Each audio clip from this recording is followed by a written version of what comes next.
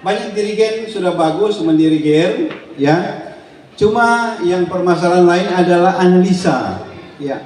Ada dirigen, ya.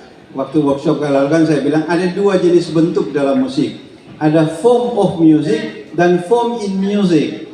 Form of music itu bagian A, bagian B, bagian C, itu bentuk fisiknya musik. Tapi ada form in music itu bentuk psikis. Nah, ada berapa dirigen membuat crescendo, belum selesai itu kalimat tensi kalimat syair itu, dia coba bikin naik, puncak naik, puncak naik. Nanti puncaknya di sini. Nah, itu harus perlu analisis. Ya. Ini soalnya sudah mulai berkelas, kita lihat ya. Sudah banyak sekali kemajuan. Berikut. Karena dirigennya begitu menggebu-gebu, memberikan semangat, penyanyinya sudah menyanyi kuat sekali. Bukan itu dirigen dem, sama dia bilang bagi terus. Nah, kalau menyanyi terlalu kuat dan semua disupport di leher, sensor auditori, pendengaran, itu kita tidak bisa dengar pitch yang betul. Contoh konkret, coba orang emosi, wow, coba teriak-teriak. Kadang-kadang orang bilang, nggak kata-kata tadi ngomong terlalu kasar. Kita bilang apa tadi? Karena dia sendiri sudah bisa dengar. Jadi begitu. Nah, Yuri, dia tidak mau lihat kalau ada hal terjadi seperti itu, dia coba tutup mata. Dia mau cari tangkap melalui pendengaran itu. Nah, itu hati-hati ya. Tadi ada banyak teknik vokalnya, materinya luar biasa, tapi menyanyinya sudah semprot. Jadi kalau menyanyi itu jangan semprot ke depan, tapi gini. Ya, jadi bukan gitu. Ya, mungkin ini kita lihat para pendengar mungkin ada sedikit berbeda dengan juri. Kita lihat tadi aplausnya luar biasa. Kita pikir-pikir, aduh, udah kaget orang kira ini satu juara. Jadi sekedar ini kita kasih ilmiah ya, bukan karang-karang. Jadi supaya tahu, kita belajar dari lomba ini pun kita bisa belajar. Oh begitu.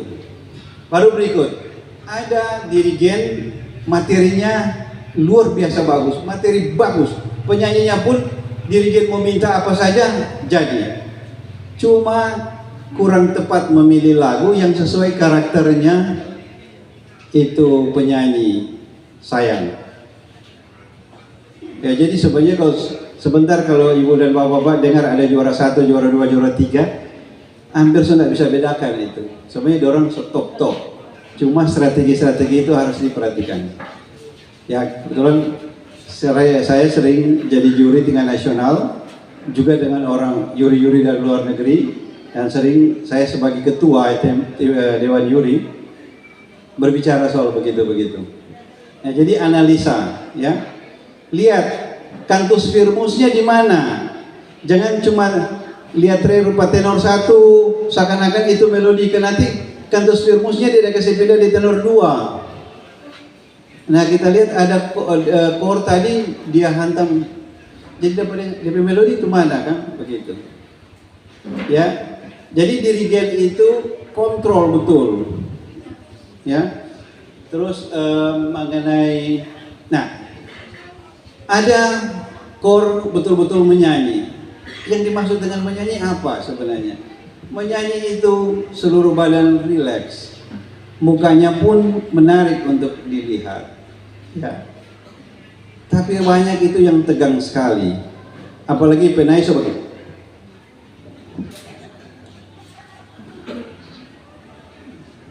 itu, lebih tegang bukan di sini, sudah di belakang lebih tegang. Relax yo, santai. Kalau seorang profesional begitu, ya. Kalau coba begitu kurang, belum relax. So naik masih kok bergerak begini, mesti dia relax dari belakang. Ya, itu harus oleh dirigen. Tapi banyak yang bagus ya. Cuma sekali lagi, mohon maaf ibu-ibu dan bapak-bapak, bukan berarti paling heboh itu yang paling bagus. Ini cuma kita mau tekan supaya mungkin sebentar jangan kaget. Jangan kaget bapak-bapak dan ibu-ibu kira, oh seorang itu. Kaget nyanda. Dan ini kita bicara secara ilmiah. Ya. Oke, apalagi ya tadi ini. Ya, komposisi. Nah, ini kata memang beda ya.